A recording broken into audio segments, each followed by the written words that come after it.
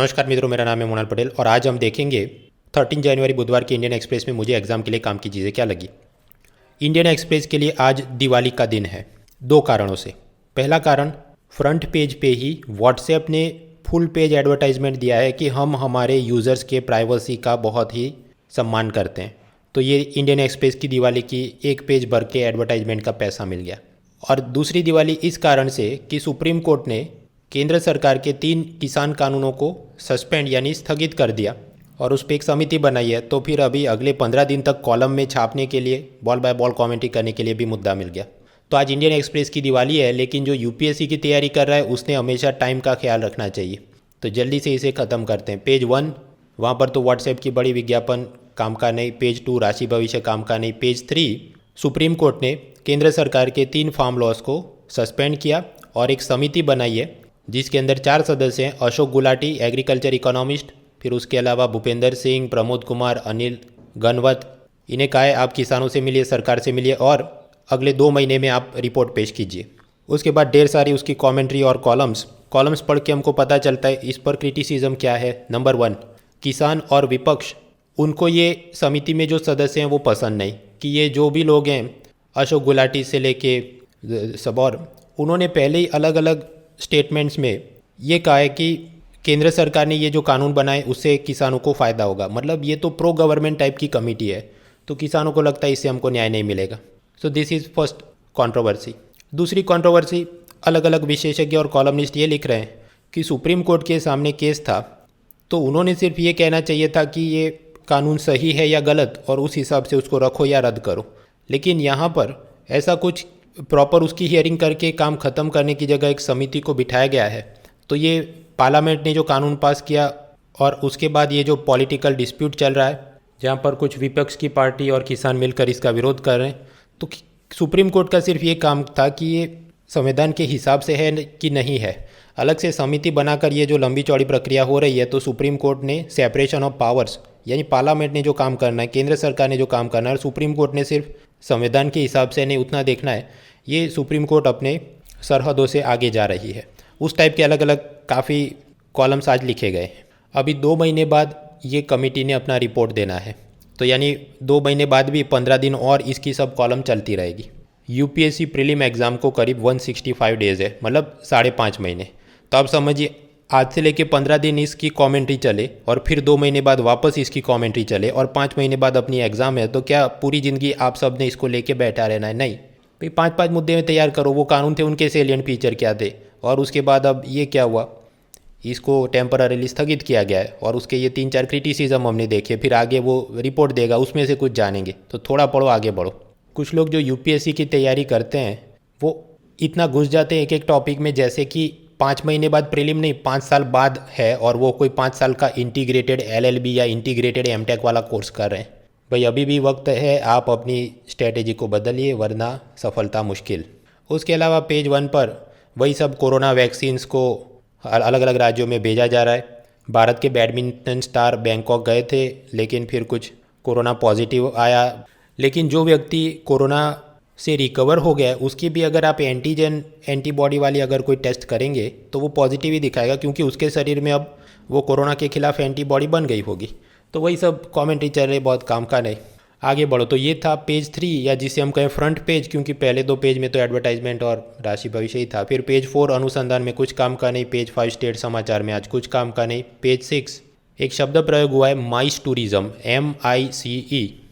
वैसे माइस मतलब चूहा, लेकिन यहाँ माइस टूरिज्म मतलब meeting, incentives, conference and exhibitions. मतलब ये अलग अलग समिट, सेमिनार वगैरह किए जाए, चाहे वो कुछ बिजनेस एक्सपो या फिर डिफेंस एक्सपो या कुछ टेक समिट हो या फिर कोई इंटरनेशनल ऑर्गेनाइजेशन की समिट हो। तो अगर हम ऐसा टूरिज्म भारत में प्रमोट करें उसका फ़ायदा क्या है? पहला, उससे जितने विदेशी कंपनियां भारत में अपने सब प्रोडक्ट्स दिखाने के लिए आएंगे या अपने लोकल MSME इंडस्ट्री वाले अपने नए नए इनोवेशन वहाँ दिखाएंगे, तो आपस में सब बिजनेसमैन एक दूसरे को मिल सकते हैं, इन्वेस्टमेंट, इंपोर्ट एक्सपोर्ट की डील हो सकती है, तो इकोनॉमी को फ़ायदा। दूसरा, इससे सॉफ्ट डिप्लोमेसी को भी फ़ायदा। सॉफ्ट डिप्लोमेसी मतलब मिलिट्री नहीं, लेकिन people to people connect, cultural exchange, business exchange, ये सब जो किया जाता है। जैसे कि एक ज़माने में अफ्रीकन डेवलपमेंट बैंक का एनुअल समिट गुजरात में गांधीनगर में महात्मा मंदिर कन्वेंशन हॉल में हुआ। तो इससे फ़ायदा क्या कि अफ्रीका के वो बड़े बड़े लीडर्स भारत में आएंगे, यहाँ के लीडर से मिलेंगे, तो आपस में और कुछ नई नई शांति मंत्रणा होती रहे। और फिर अफ्रीकन डेवलपमेंट बैंक के ऑफिशियल भी भारत में आए, समिट का उद्घाटन होता है, सामने प्राइम मिनिस्टर बैठे होते हैं भारत के, तो उनको अच्छा लगे इसके लिए भी ये अफ्रीकन डेवलपमेंट ने 2 लाइन अच्छी बोलनी पड़ती है कि हम भी भारत के अंदर समझो $200 मिलियन लोन में देते हैं हाईवे बनाने को।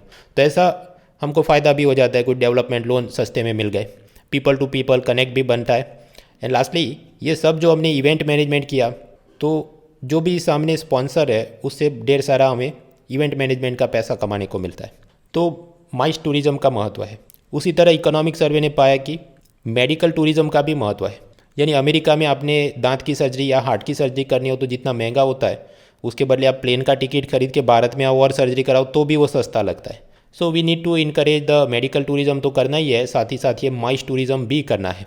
अब इसके लिए गुजरात राज्य सरकार ने नई नीति बनाई है, जहाँ पर बिल्डर को सब्सिडी देंगे और जितने फॉरेन टूरिस्ट आएंगे उसी हिसाब से ऑर्गेनाइज़र को सब्सिडी देंगे, टूरिस्ट गाइड को स्टाइपेंड देंगे वगैरह वगैरह। कि राज्य सरकार की ये नीति हमने याद रखने की ज़रूरत नहीं, नेशनल एग्जाम में हमने याद ये रखना है कि ऐसा अगर कुछ किया जाए तो इस टूरिज़्म को भी हम प्रोत्साहन दे सकते हैं। तो कुछ टूरिज़्म के बारे में निबंध या सेक्टर स्पेसिफिक पॉलिसी पेपर 2 या पेपर 3 इकोनॉमिक डेवलपमेंट में कुछ लिखना हो तो ये सब बोल बच्चन।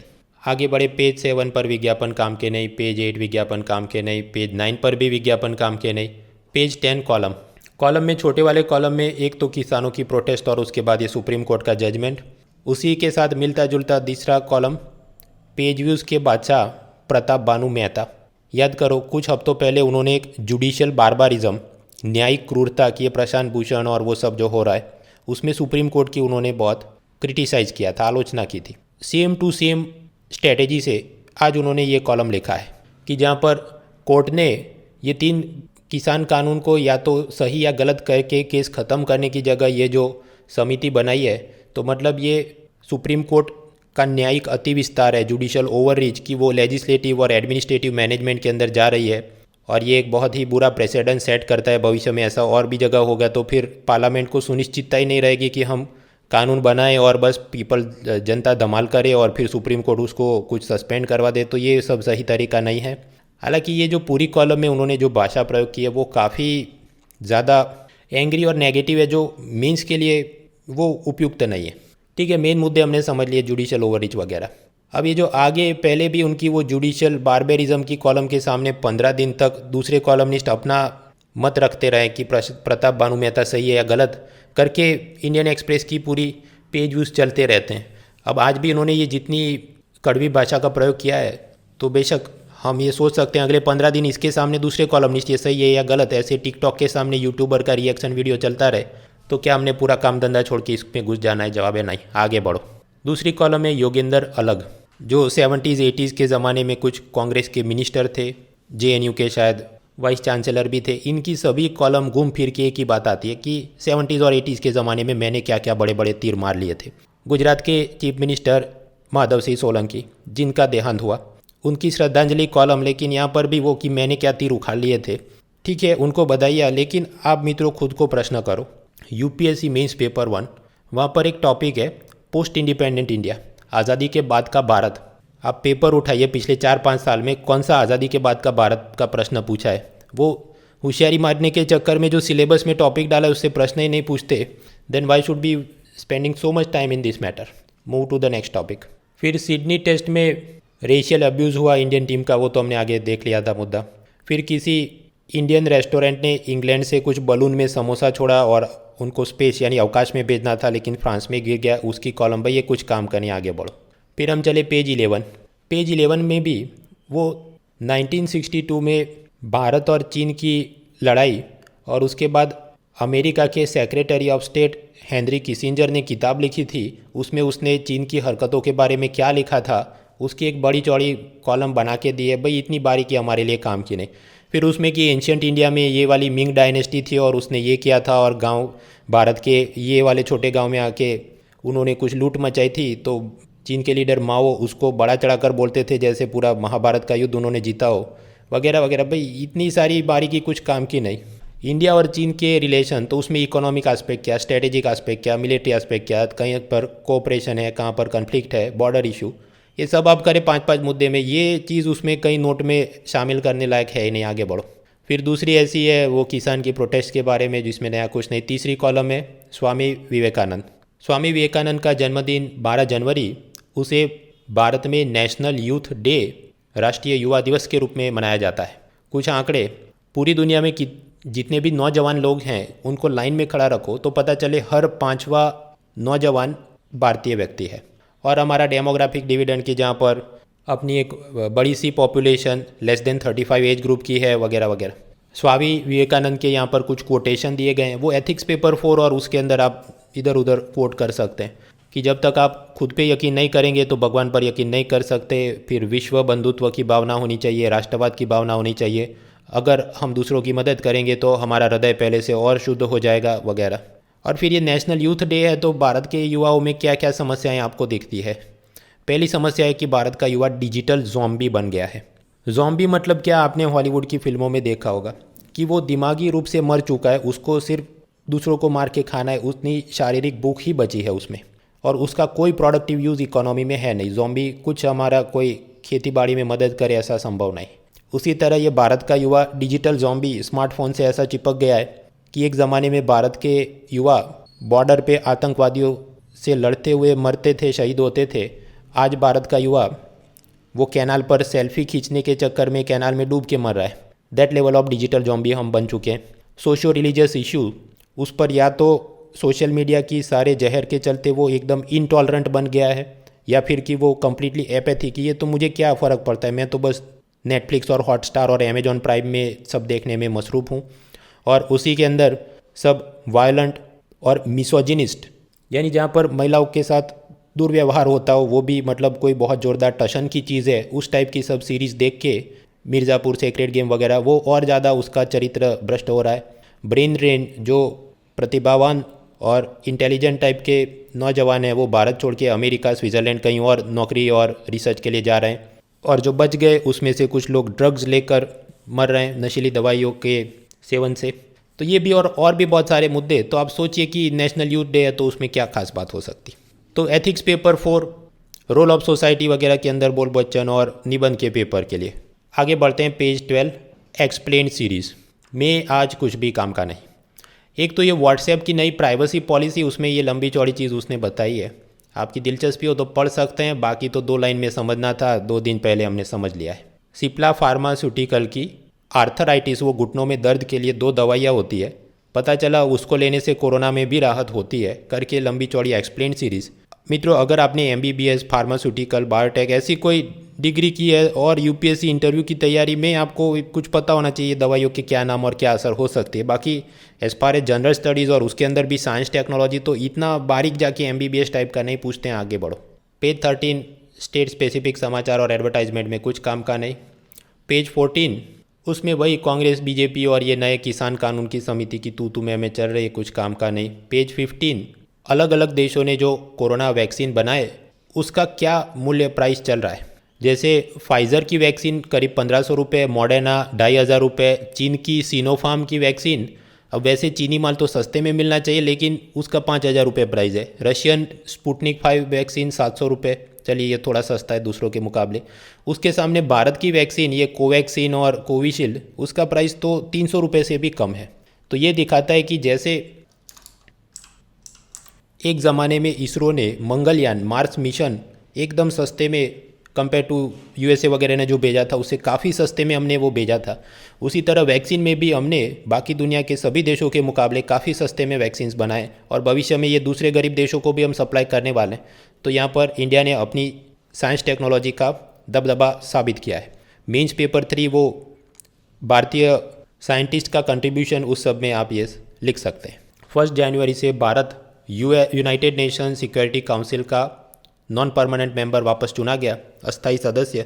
तो हमारे external affairs minister S Jaishankar, उन्होंने कुछ स्पीच दी UNSC में जाके कि कैसे पाकिस्तान 1993 मुंबई ब्लास्ट का वो दाऊद इब्राहिम मास्टरमाइंड, उसको 5 स्टार ट्रीटमेंट दे रहा है वगैरह। लेकिन ये तो मतलब कई सालों से चल ही रहा है, इसमें कुछ नया जानने लायक नहीं। उसी तरह हमारे army chief general MM Naravane ने कहा है कि पाकिस्तान और चीन दोनों ही मिलकर लद्दाख पर घुसपैठ की कोशिश कर रहे हैं, लेकिन हम उनको सबक सिखाएंगे। ये भी एक बार में सारे बॉर्डर इश्यूज़ कंप्लीट करो, आगे बढ़ो।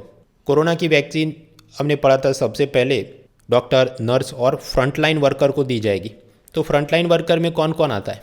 बहुत सारे लोग जो जन सेवा के लिए उनकी ज़रूरत है। जैसे रेलवे ने लिस्ट जारी किया है कि रेलवे के ड्राइवर या जिसे हम कहें लोको पायलट, फिर ticket checker, maintenance staff, station master, railway protection force के कांस्टेबल, ये सब को भी फ्रंटलाइन कैटेगरी में गिना जाएगा और उनको भी जैसे नर्स और डॉक्टर को प्रायोरिटी बेसिस पर अग्रता क्रम से वैक्सीन देनी है तो इन सबको भी मिलेगी। फिर पेज 16 विश्व समाचार में ट्रंप का impeachment ball by ball commentary not important. Nepal में प्रचंड धमाल जारी है लेकिन उसका भी ball by ball commentary not important. Iran अपना न्यूक्लियर यूरेनियम उसको एनरिच करना चाहता है तो यूरोपियन यूनियन ने भी उसको वार्निंग दी है कि ये सब करके अगर बॉम्ब बनाने का सोच रहे हो तो भाई तुमको छोड़ेंगे नहीं, और पुराने जो भी हमने शांति मंत्रणा की थी वापस आप पर सैंक्शन यानी प्रतिबंध लग सकते हैं। Ball by ball commentary not important. American सरकार ने ऐसे देशों की सूची बनाई है जो आतंकवाद को प्रोत्साहन देते हैं। उसमें ईरान, नॉर्थ कोरिया, सीरिया और चौथा क्यूबा, ये देश हैं। तो बस उसी की कमेंट्री की कैसे क्यूबा को इस लिस्ट में डाला है। तो अमेरिका और क्यूबा के जो रिश्ते बेहतर करने की कोशिश प्रेसिडेंट ओबामा ने की थी, लेकिन अब प्रेसिडेंट बिडेन को इसमें समस्या आ सकती है। लेकिन ये सब भारत को इसको क्या असर हो सकता है? भाई वो सब बीरबल की खिचड़ी जैसी बात है जो बहुत आप उसको गर्म करेंगे तब जाके हमें कुछ असर दिखे कि कहाँ पर वो भारत को टच करता है। इतनी बारीकी से A leading to B leading to C leading to D, तो A से D में कैसे जाता है? इतने जटिल किस्म के इंटरनेशनल रिलेशन के समाचार UPSC नहीं पूछता है। अभी ये जो 2 दिन पहले UPSC मेंस पेपर 2 हुआ उसके प्रश्न आप देख लो, सीधा सीधा ही सब चीज़ों को पूछा गया है। तो आगे बढ़ो। इंडोनेशिया का प्लेन जो क्रैश हो गया था उसका ब्लैक बॉक्स मिल गया। अमेरिका में कोई महिला कैदी थी, उसको मृत्युदंड होने वाला था लेकिन उसको अभी स्थगित किया गया। जज ने कहा वो मेंटली केपेबल है कि नहीं वो पहले चेक करो। लेकिन ये सब चीज़ें हमारे लिए काम की नहीं। हुबारा बस्टार्ड ये एक पक्षी है। पाकिस्तान के प्राइम मिनिस्टर इमरान खान ने दुबई के सब राजा और युवराजों को इसका शिकार करने की परमिट दी है, जिसके बदले वो सब दुबई के रॉयल्स पाकिस्तान सरकार को कुछ पैसा देंगे। तो ये पर्यावरण के लिए चिंता का विषय है। हालांकि ये पहली बार नहीं हो रहा है, पिछले भी कई सालों से यही हो रहा है। तो अलग अलग इंडेंजर्ड स्पीसीज़ और उसमें खासकर भारत में कौन सी इंडेंजर्ड स्पीसीज, वो सारा तो एक बार में ही आपने ख़त्म करना चाहिए। ये हर बार कमेंट या तो देखने मत बैठो। Page 17 economy. National statistical office ने इंडेक्स ऑफ इंडस्ट्रियल प्रोडक्शन और उसमें की गिरावट आई है। तो भाई वो तो कॉमन सेंस की बात है, कोरोना के चलते गिरावट ही होगी। इलॉन मस्क वो भारत में बेंगलोर में अपना ऑफिस शुरू कर रहे हैं। बिजनेस डी के not important. Insurance regulator IRDAI ने कुछ नए टेक्निकल नियम जारी किए, काम के नए। सेबी ने कुछ बैंकों पर जुर्माना लगाया था, सिक्योरिटीज़ एपेलेट ट्रिब्यूनल ने उसको रद्द किया। ये सब ball by ball commentary not important. NBFC non banking financial company की एसेट क्वालिटी ख़राब हो रही है क्योंकि लोन वापस नहीं आ रहा है, ये भी कॉमन सेंस की बात है। प्रेसिडेंट बिडेन ने गूगल वगैरह कंपनियों को तोड़ देना चाहिए, उसका एंटी ट्रस्ट केसेस आगे बढ़ाने चाहिए, नॉट इम्पॉर्टेंट। डिसइन्वेस्टमेंट यानी विनिवेश, मतलब भारत सरकार किसी सरकारी कंपनी से अपने शेयर्स को बेच दे ताकि उनको पैसा मिले और उससे कुछ गरीब कल्याण की योजना चला सके, और वो सरकारी कंपनी उसमें प्राइवेट शेयर होल्डर्स की भागीदारी बढ़े तो बोर्ड ऑफ डायरेक्टर में उनके लोग बैठे तो ज़्यादा एफिशिएंटली काम हो सके। हाँ, तो ये सब भावना से अलग अलग कंपनियों का डिसइन्वेस्टमेंट होता है। उसके भी अलग अलग मेथड्स होते हैं। उसका एक मेथड होता है शेयर बायबैक। शेयर बायबैक मतलब जो कंपनी है वो खुद से ही खुद के निवेशकों से शेयर्स को खरीद ले। उससे ये होगा कि कंपनी की बैलेंस शीट से उतने शेयर्स को फिर डिलीट कर देंगे, रद्द कर देंगे, ताकि भविष्य में कंपनी को प्रॉफिट हो तो वो उतने शेयर होल्डर्स को उतने डिविडेंड प्रॉफिट में से देना नहीं पड़े और वो शेयर होल्डर की परसेंटेज भी कम हो गई। तो ये प्रक्रिया द्वारा भारत सरकार gas authority of India limited, GAIL और कुछ दूसरी कंपनियों का डिसइन्वेस्टमेंट करने की कोशिश कर रही है। भाई ये डिसइन्वेस्टमेंट की पूरी चीज़ कि नरसिम्हा राव में क्या हुआ, LPG रिफॉर्म्स के बाद से लेकर अब क्या है, इकोनॉमिक सर्वे का क्या मानना है, और ये डिसइन्वेस्टमेंट के अलग अलग तरीके और लेटेस्ट बजट में डिसइन्वेस्टमेंट का क्या टारगेट है, कुल मिला के आप अगर पढ़ने बैठो ये सिंगल साइड एक पेज का ही मुद्दा है। तो उतना पढ़ के ख़त्म करो, उससे आगे ये जितनी बार आता है समाचार टाइम वेस्ट मत करो। 5G स्पेक्ट्रम, उसकी भी ऐसी कुछ कमेंट्री चल रही है।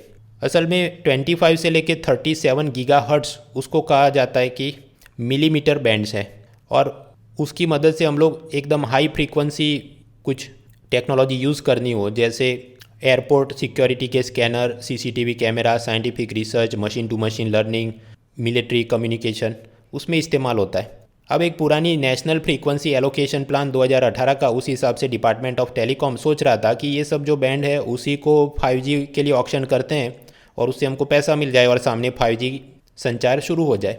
लेकिन इस पर डिफेंस मिनिस्ट्री, होम मिनिस्ट्री को ऐतराज़ है कि नहीं, ये वाले ही बैंड तो हम लोग ये मिलिट्री कम्युनिकेशन वगैरह में इस्तेमाल होते हैं।